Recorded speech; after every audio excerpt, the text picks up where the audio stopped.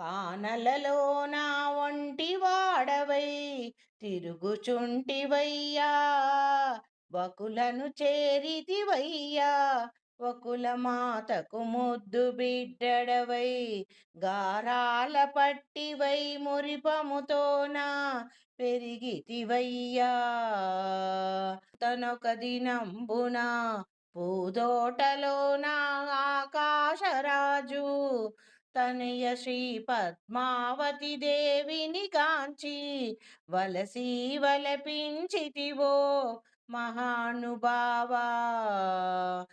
కుబేరపతిని ఆశ్రయించితివయ్యా, ఆ కుబేర ధనముతో నీ కళ్యాణం మహోత్సవముగ జరిగిందయ్యా.